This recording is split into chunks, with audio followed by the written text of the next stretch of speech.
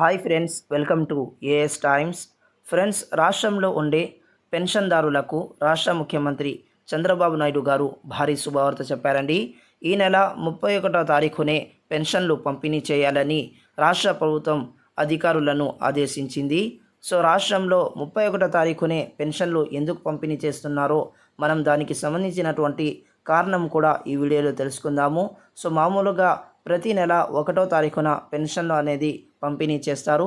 కానీ ఈసారి మాత్రం ఎందుకు 31వ తారీఖునే పెన్షన్లు పంపిణీ చేస్తున్నారో కూడా తెలుసుకుందామండి. సో ఈ వీడియో నచ్చితే కంపల్సరీ లైక్ చేయండి, మన ఛానల్ని సబ్స్క్రైబ్ చేసుకొని ఫాలో అవుతుండండి. సో చాలామంది సబ్స్క్రైబ్ చేసుకోకుండానే ఛానల్ని చూస్తున్నారు. సో కాబట్టి ప్రతి ఒక్కరూ సబ్స్క్రైబ్ చేసుకొని ఫాలో అవుతుండండి. సో ఇక వివరాల్లోకి వెళ్దామండి.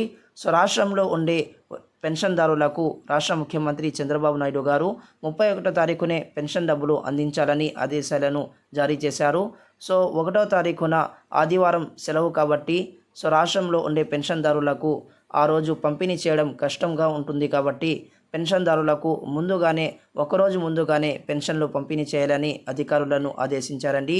సో ఒకవేళ ఎవరైనా 31వ తారీఖున పెన్షన్ పొందలేదంటే వారికి 2వ తారీఖున మళ్ళీ పెన్షన్ను ఇవ్వాలని రాష్ట్ర ముఖ్యమంత్రి ఆదేశాలను జారీ చేశారు.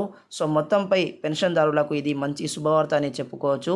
1వ తారీఖు రాకుండానే రాష్ట్ర ముఖ్యమంత్రి పెన్షన్లు పంపిణీ చేయాలని ఆదేశాలు అయితే జారీ చేశారండి.